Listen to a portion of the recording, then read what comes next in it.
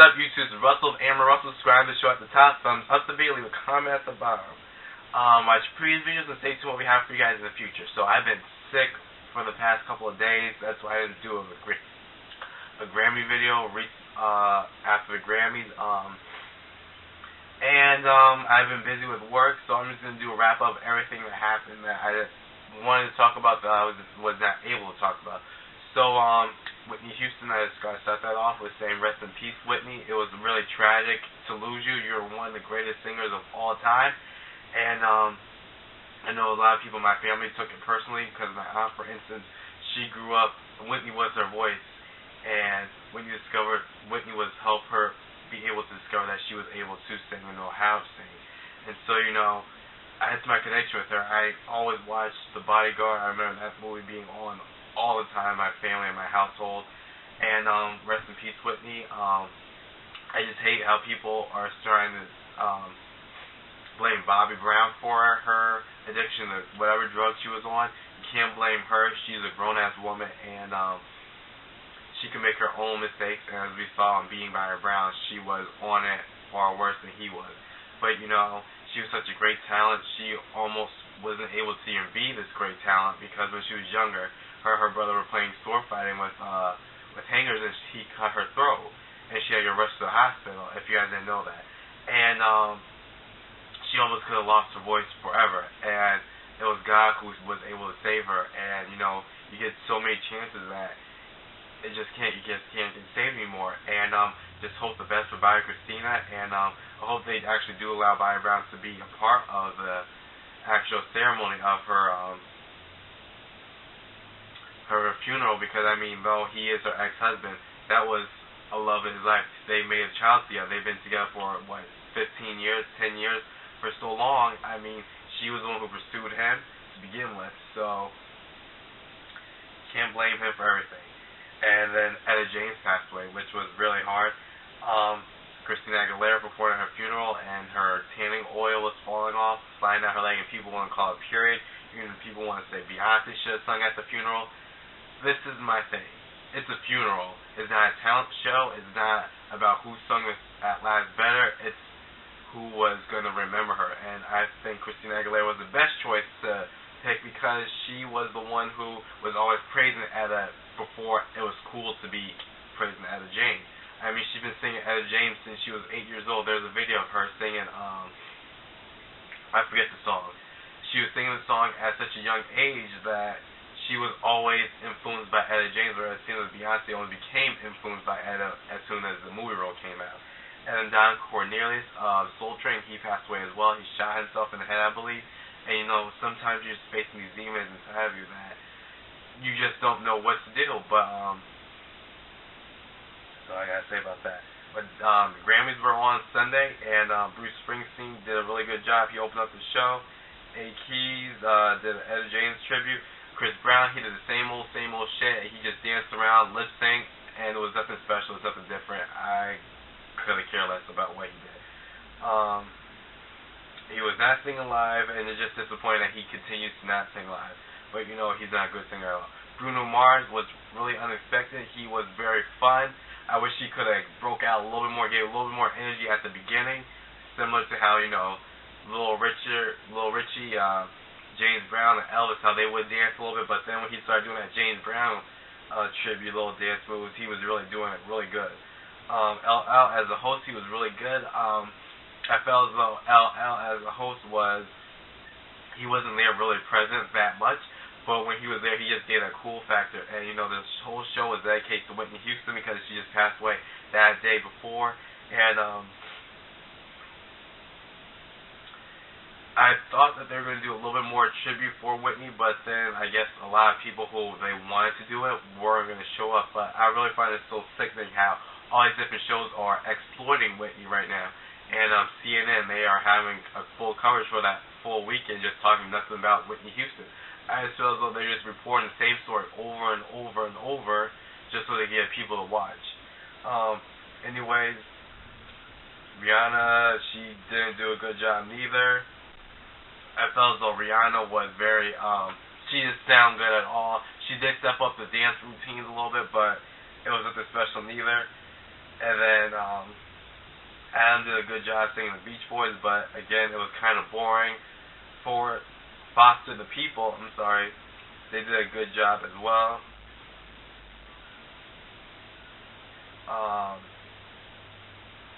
And the awards itself was kind of boring. You kept seeing the same people win. Kanye West won all of the rap categories. The Foo Fighters won all the rock categories. Adele won all the general categories and all the pop stuff that she was nominated for. Bon Iver was one of the main big surprises of the night to win.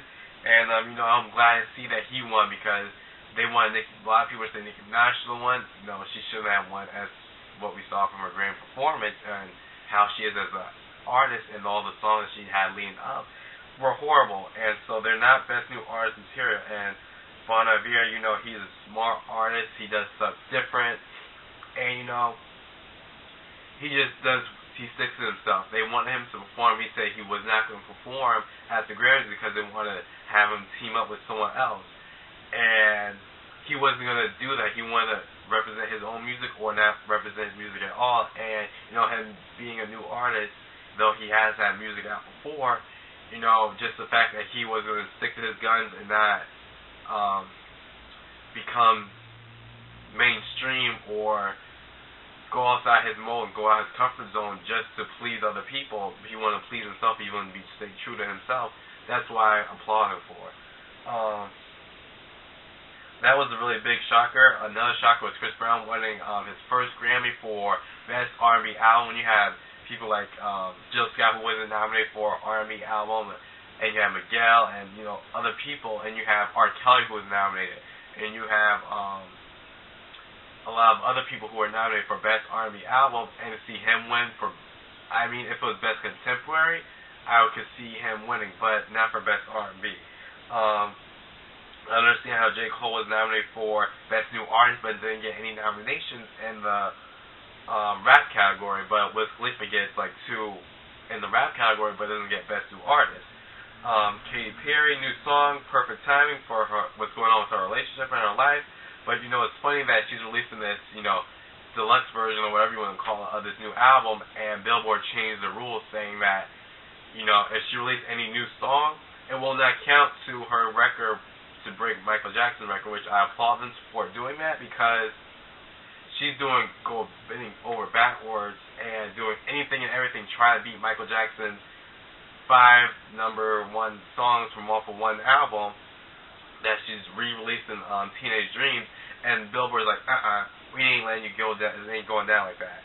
So I applaud them for that because it's just cheating, The first 2 songs, okay, understandable. Then she has a remix, and I'm like, okay, then she has another remix after the original song doesn't go well, and then for the 6th song, for The One That Got Away, she has the original version, she has a remix with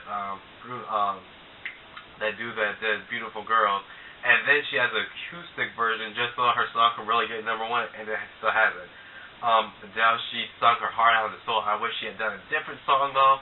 It was kind of repetitive to hear the same song over and over and over. Maybe she should have did a new song that, we never heard on the radio, or a song that's from off the album, maybe Set Fire, or Someone Like You.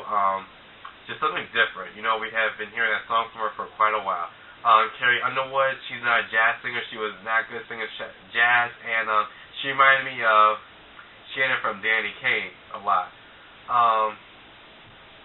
Jennifer Hudson sang her ass off as well, but she does not fit Whitney Houston's vocal style.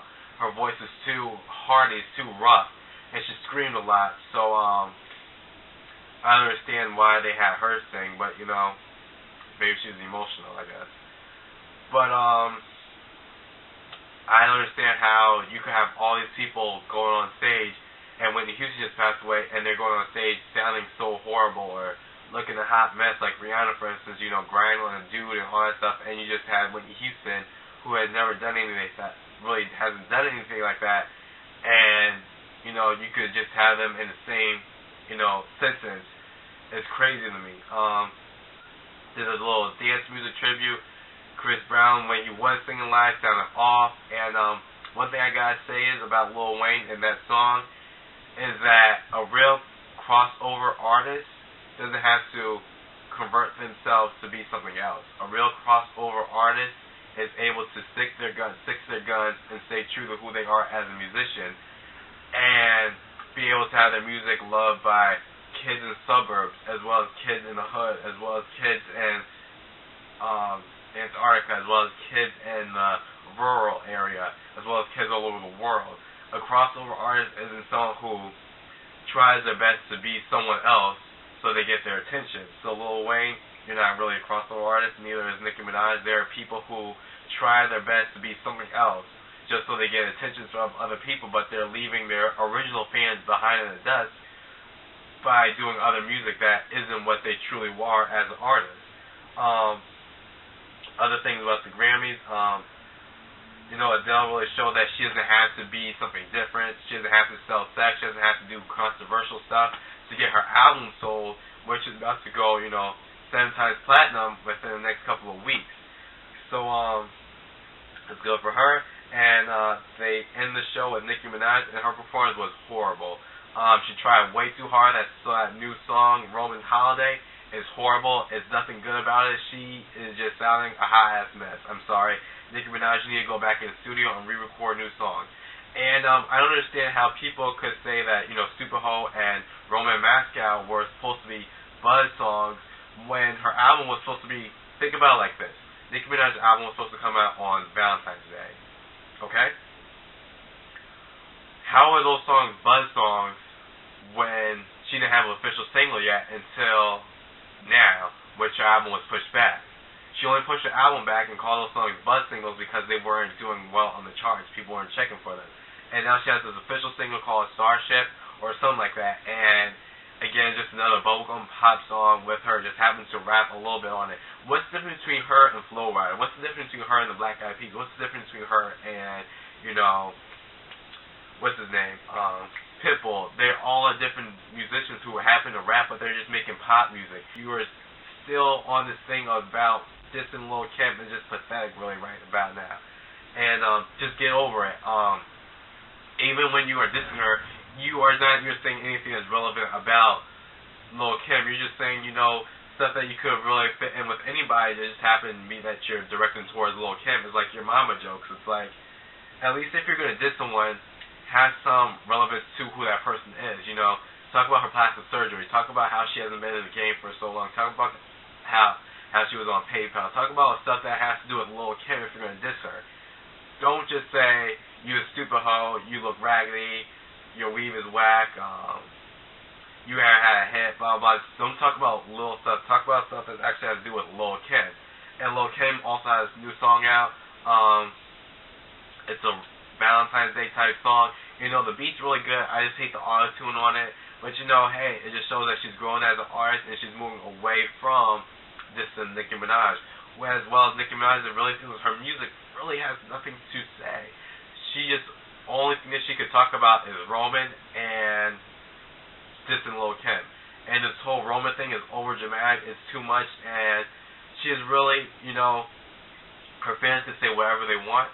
As soon as she ended that award show and she got off that stage, ain't no one was clapping for her. Ain't no one was checking for her. They had, a little golf clap. And that's it. And so for her fans to say that was the highest performance when she didn't get a standing ovation.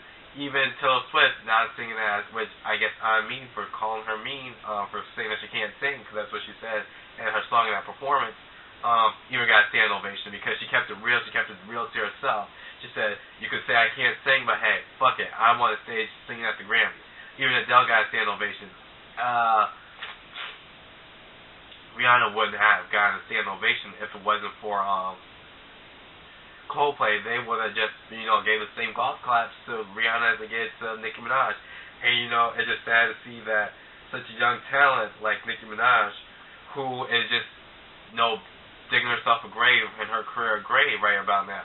Lil' Kim may not be hot right now, but Lil' Kim at least had a long span of hits under her belt, whereas Nicki Minaj has transformed herself, her music, so much drastically that her original fans can't really seem to like her that much. And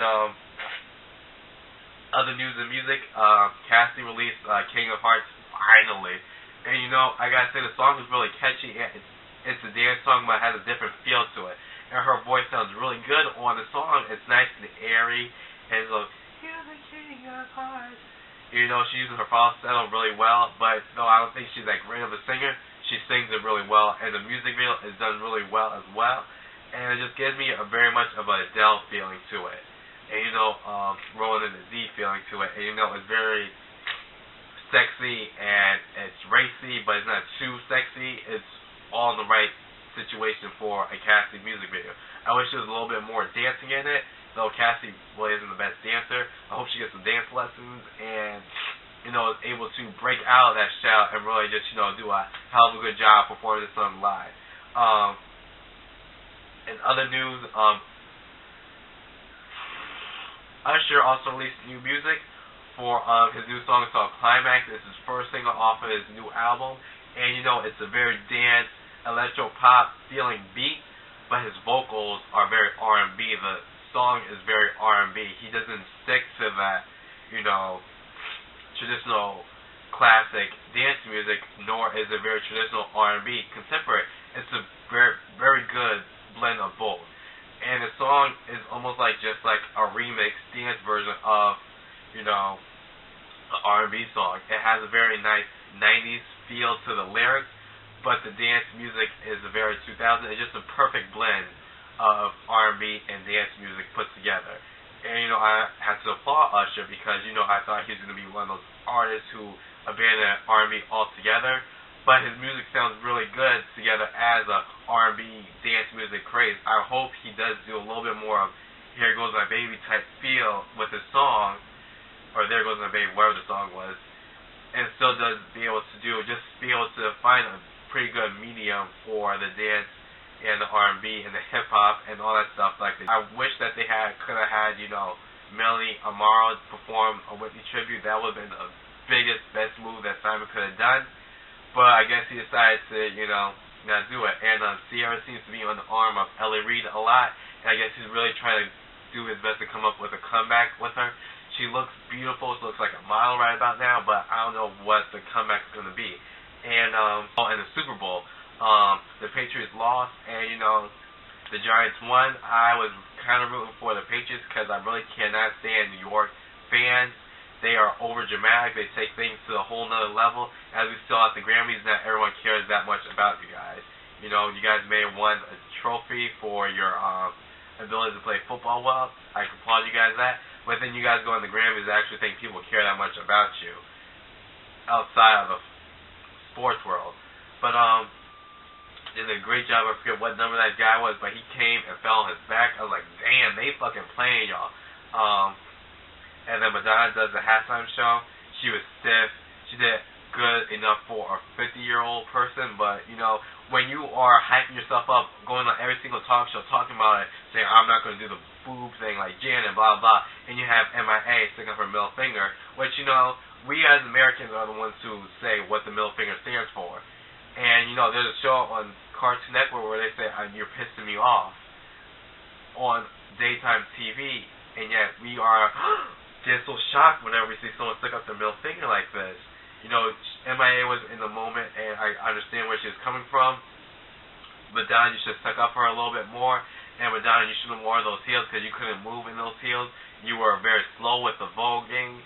And, you know, it was an overall production that really shined a light onto Madonna's performance, making it seem really well, versus her actually being a great performer at this very age. I'm not saying she's not, but the heels, she almost fell, she stumbled a couple of times, and, you know, being that she's that old, she should have wore a flat. She was kind of stiff. Nicki Minaj fans were hyping Nicki Minaj part up, and that Nicki Minaj was only on TV for like a good 30 seconds at best. The song's very childish. It's not very, you know, something that you expect from Madonna. It has a really refreshing feel with it. It has nice, you know, old school 60s type feel with it. But, you know, it's something different. But it's not something that you expect from someone who's at that age as Madonna is.